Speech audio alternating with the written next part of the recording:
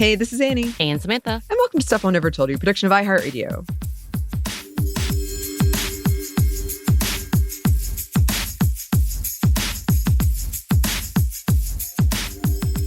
And we are back with our first edition of SMNTY Fiction of 2025. That's exciting. We are in the third part of the Terminus trilogy, so you can start here if you want. I'm not going to tell you what to do, but you'll probably be very confused. So I also really appreciate the people who've been writing in about it. Who some of you are doing kind of like the listening once per month. Some of you are binging like per book. I love that. I think that's great. But yes, this is something we do generally once a month. That it has more soundscaping. Christina makes them amazing. So thank you always to Christina. And they are really fun to do. That being said, they're kind of dark.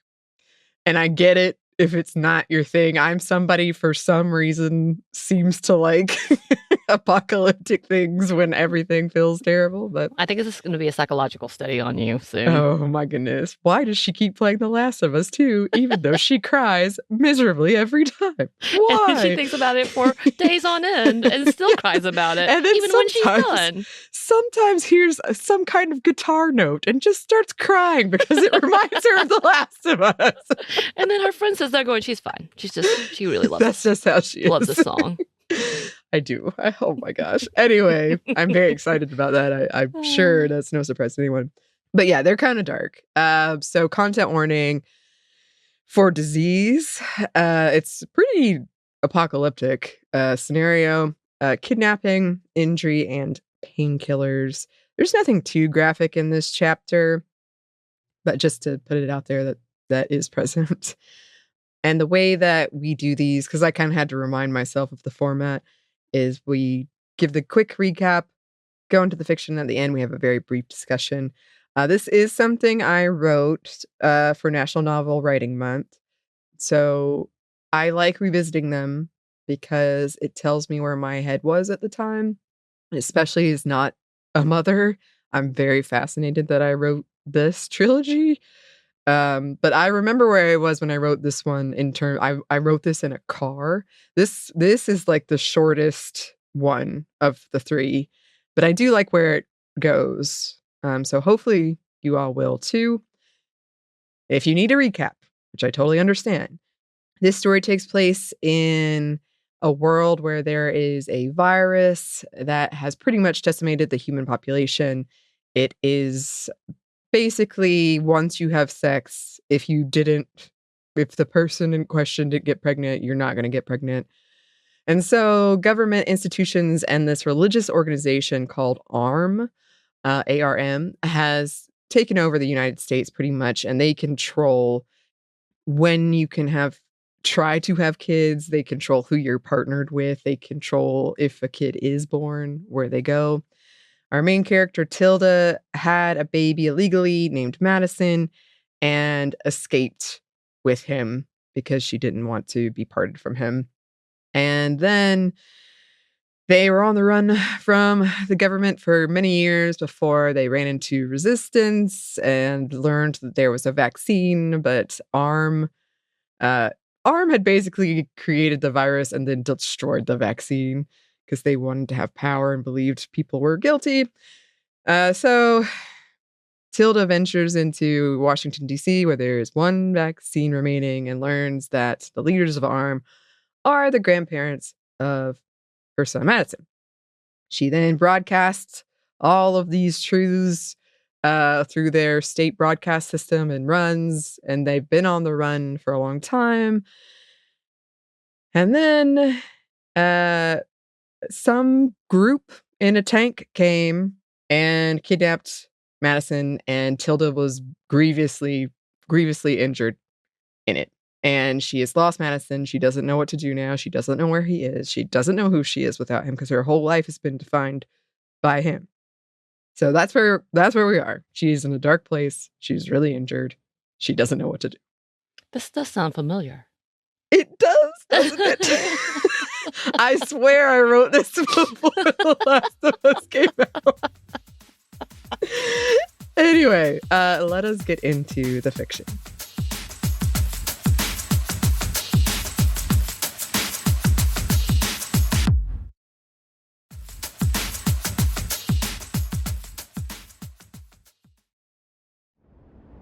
When Tilda woke, the room was light, much lighter than she was used to upon waking. For a long time, she didn't move, swathed in a cocoon of warmth and temporary reprieve from pain, lurking at the edges of her consciousness, waiting to pounce. Birds chirped loudly, dragging her back from sleep every time she almost drifted back into it again.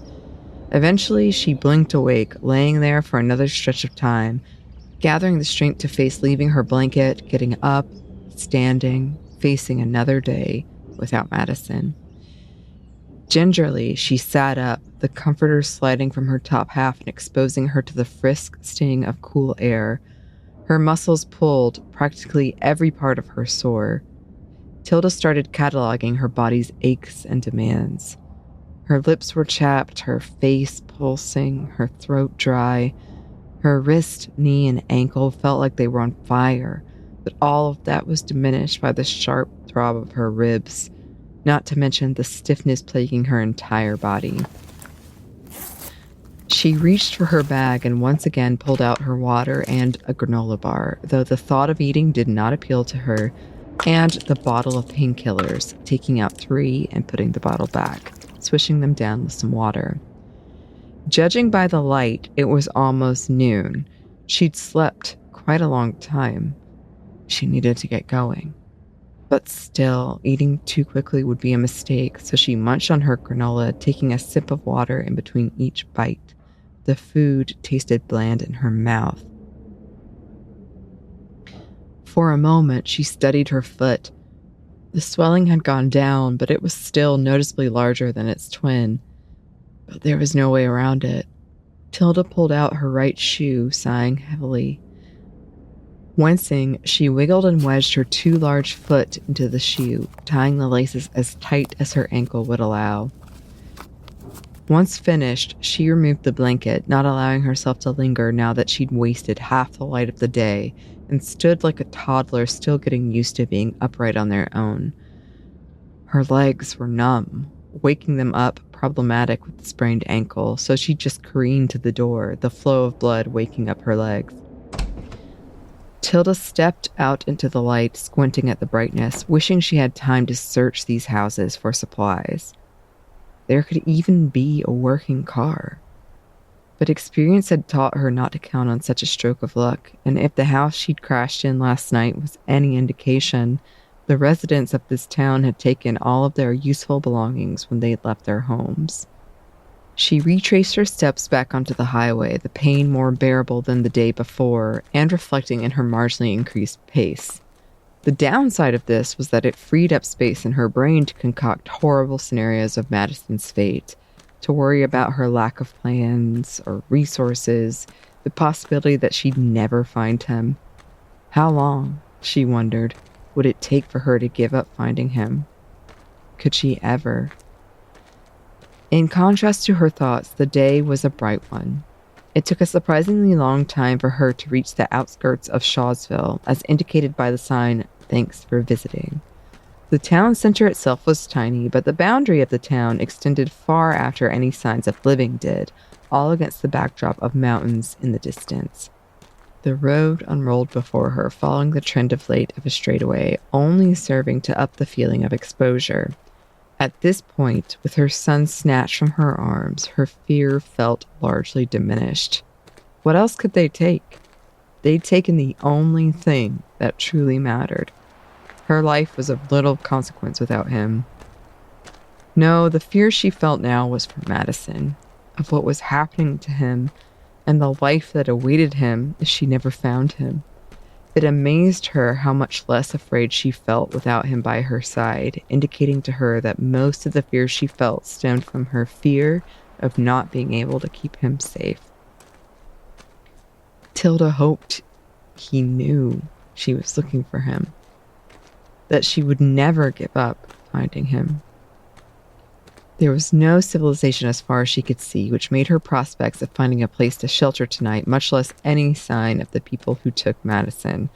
The benefit of this was that she had to assume, given that no roads branched off the main highway, that this was the only path her child's captors could have taken. She kept an eye on the side of the road, looking for any signs of the tank, but finding none. Belatedly, she remembered her handgun. They must have taken it. Tilda had hazy memories of firing a bullet and a man falling, and wondered if she could add another casualty to her growing list. To distract herself from the dark thoughts and compounding pain, Tilda attempted to come up with some type of plan of what she would do, given that she found what she imagined to be a stronghold.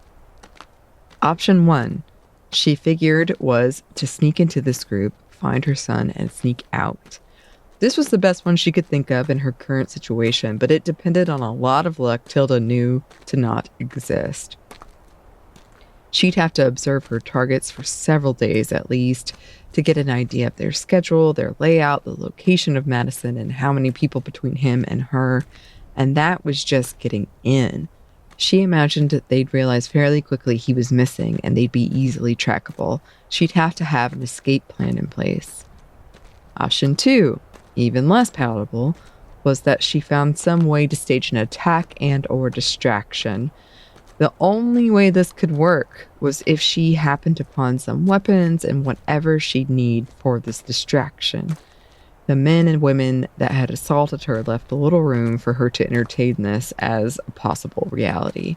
They'd been heavily armed and much stronger than her, not to mention the simple fact that they outnumbered her. Option 3, and in her mind, the best option, was a combination of these two, a distraction plus hopefully a weapon and stealth.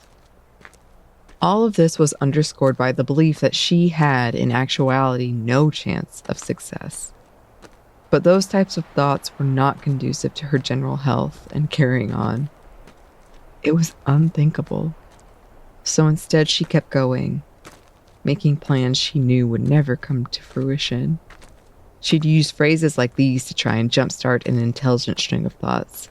If I were smart-eyed, if I were resourceful-eyed, but nothing would come to fill in the blanks, so she was left feeling unintelligent and not so resourceful. As the sun lowered in the sky, her environment remained so unchanged. Tilda glanced behind her to make sure that she had in fact put some distance between her and Shawsville, that she wasn't stuck in some sort of time loop, or that maybe she'd actually collapsed miles back and she was hallucinating this right now. But no, despite appearances, she had put a significant distance between her and Shawsville. The road was just so flat, and her surroundings so similar, it looked as if she'd gotten nowhere. Still, she could see nothing in front of her as far as she could make out.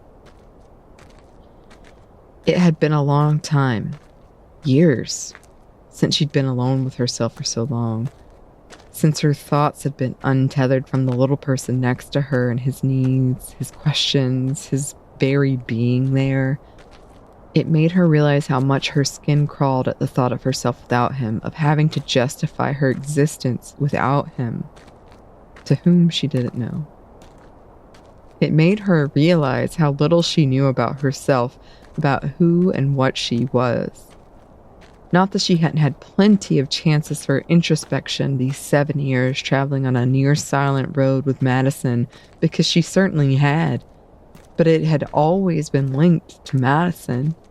He'd always been there as a safety net when her thoughts started to turn dark or even difficult. Now she had no distraction. It was only her and her thoughts and the way that they itched under her skin. Old memories of her parents dredged themselves up, even of friends she had had that she hadn't given a second thought to once she'd given birth to Madison. Tilda wondered if her life had been different, if she'd never had Madison, where she'd be now. Would she be safe with her family? Would she have had a kid and through the proper channels gotten custody of him or her? The sensation of being incomplete hung over her like an apparition. What kind of person was she? She'd never had a chance to really grow into a whole human being, and Madison had usurped that space before she had the opportunity to build it out herself, and now it was empty, a gaping hole. She was a mindless robot. She was nothing but what this world had molded her into, an empty shell given purpose by the child she'd been without reason and against all odds granted. Tears were streaming down her face long before she realized it. She didn't bother to wipe them away. A hawk flew overhead and she watched it glide smoothly into the blue sky ahead of her. Madison was immune, she thought suddenly. Madison was immune to HSV-5, and that meant he had a chance at a family. Tilda's steps quickened, even as the road was bleakly unchanging around her and as far as her eyes could make out. As the sun was setting, Tilda was looking alongside the road for a place to camp for the night. She could just barely make out the skyline of a small city still several miles off in the distance, but she had zero chance of making it there before nightfall. It had been a while since she'd been forced to sleep outdoors, and doing so while recovering from injuries in the winter caused dread to unfurl in her stomach. She knew with bitter familiarity how low the temperatures dropped at night. Nothing for it, she thought grimly, searching at the very least for a copse of trees or bushes that could provide her some cover. Strokes of vivid pinks and oranges painted the sky, the light a soft and dewy gold, the clouds tufts of purple.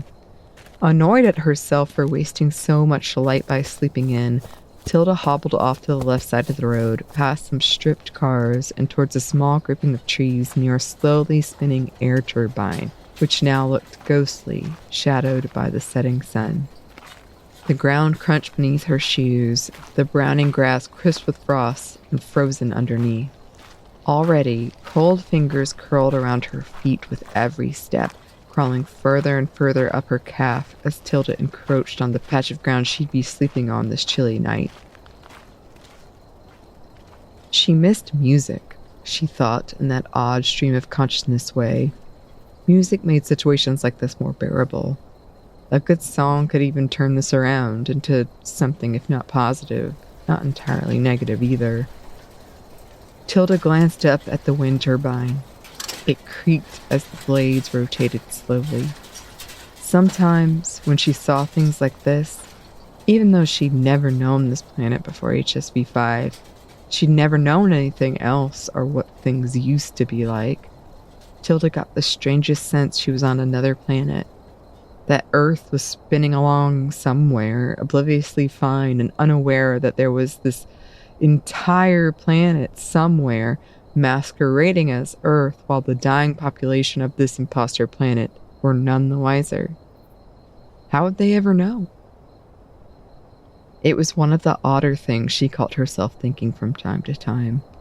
She supposed it was comforting in the sense that somewhere humanity was still ticking, living lives that were more comfortable and safe. But for this theory, if it could be called that, to be true, it would involve space travel, an even bigger cover-up than the one she's already uncovered, and the existence of two habitable Earth-like planets. No, it didn't hold up to scrutiny. Tilda set her pack down at the gray, twisted trunk of the tree farthest from the road. She'd traveled a good distance from the highway. The sun had set. Her breath fogged the air in front of her, and she knelt, unclipping her sleeping bag and rolling it out.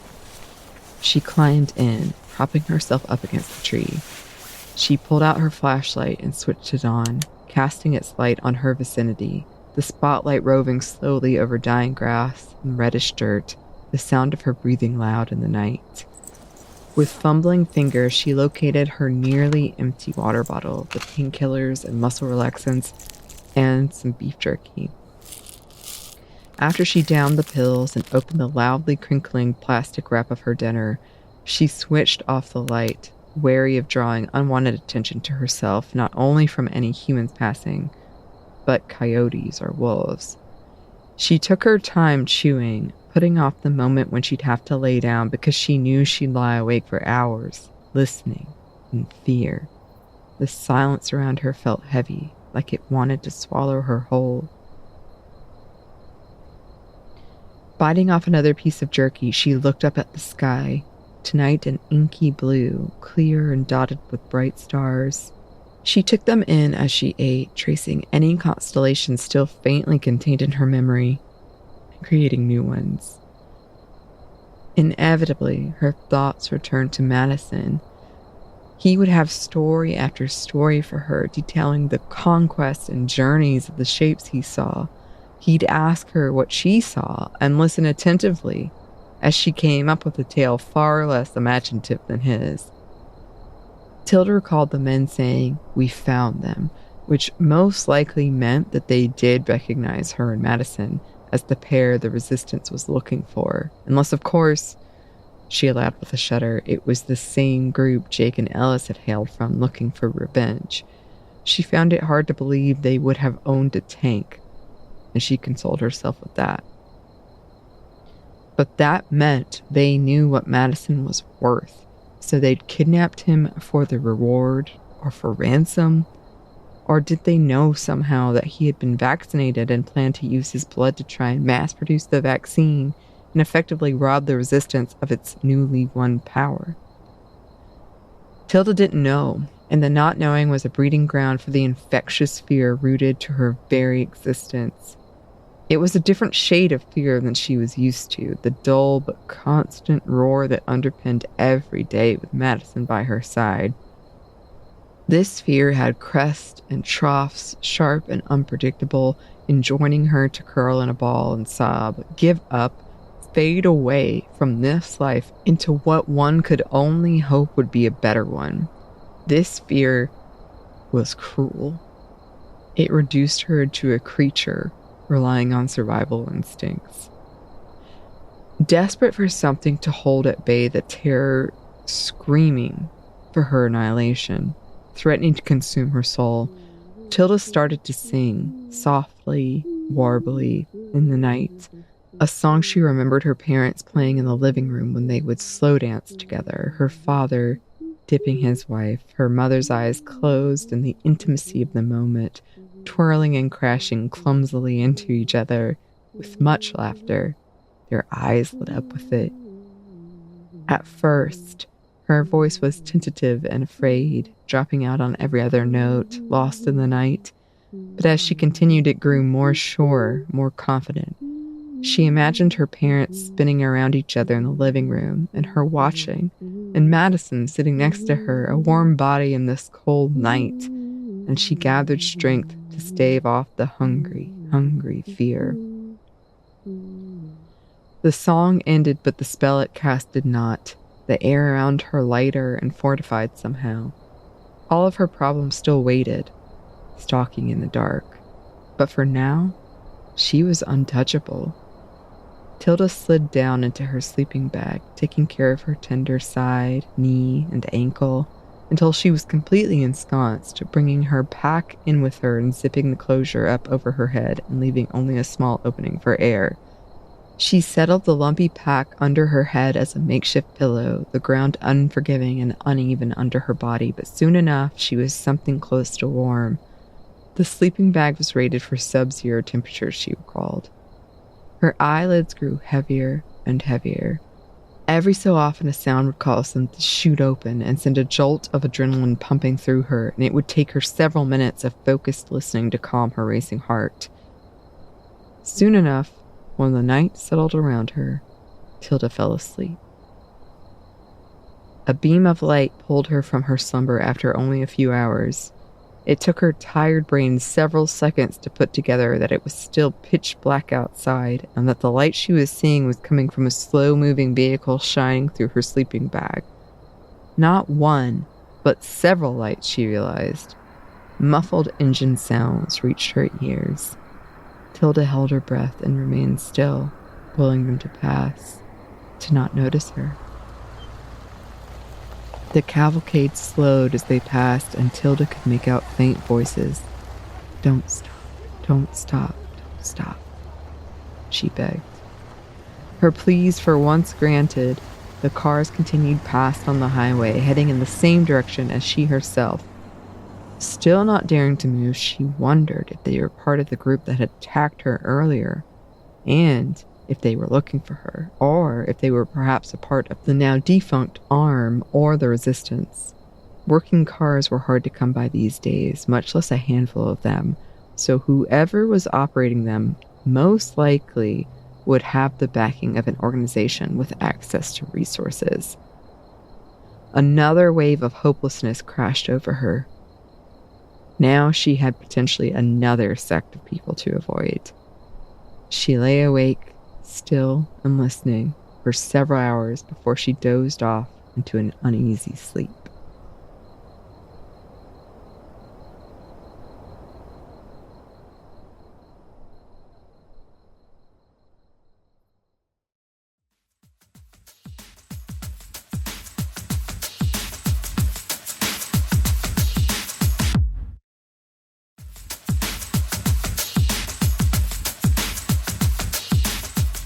That brings us to the end of this entry of our fiction. We are getting close. We're coming in on the end. I promise it's not always going to be as grim as this. That's all I'll say. It's not always going to be this bad. It is funny to me how often when I'm reading these for Christina, I am really focused on the food you could find. It's always a granola bar and a water bottle. I mean, with our apocalypse episode, I think about that often about where we're going to find food and water. Yeah, me too. And we jokingly, semi-jokingly at least, when we have snow in Atlanta, it is like that. It's like everybody's clearing everything out. I called my partner the last time I went to the grocery store, or not the last time, but like right after the snow, a few days, like several days later, like it'd been a minute, and I went in and things were empty. And I was concerned to the point that I was like, should we be worried? Is this the moment? Is this happening? Yeah. Turns out the trucks couldn't get here, but still. Well, also, I know you've had to deal with this. Atlanta has had a lot of water main breaks lately. Yeah. And one time I just happened to be at the store when one of them was ongoing. I didn't know it had happened yet. But I saw everybody like getting water, and I was just like, I better get some. I don't know why. Something.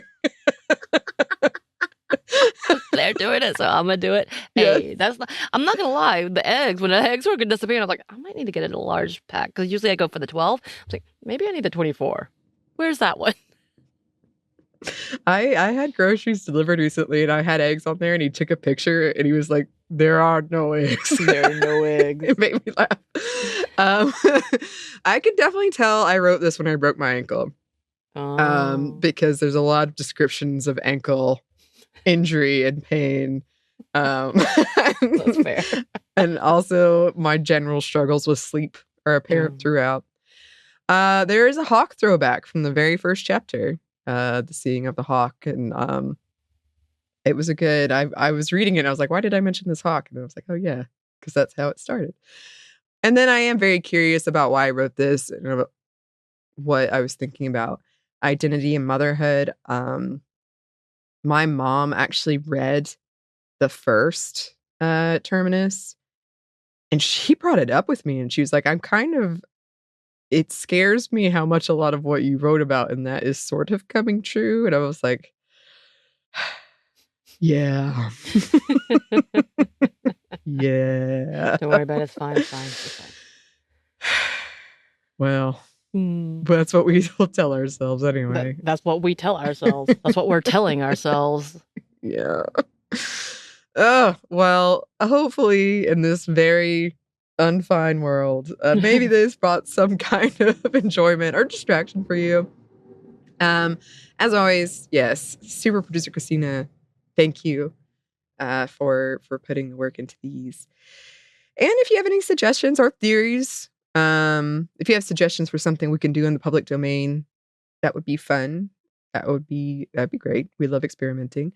Or if you have any theories about what's going to happen here, or I just love hearing from people about it, you can contact us in many ways. You can email us at hello@stuffmonevertoldyou.com, or Stuff Media Mom Stuff at iHeartMedia.com.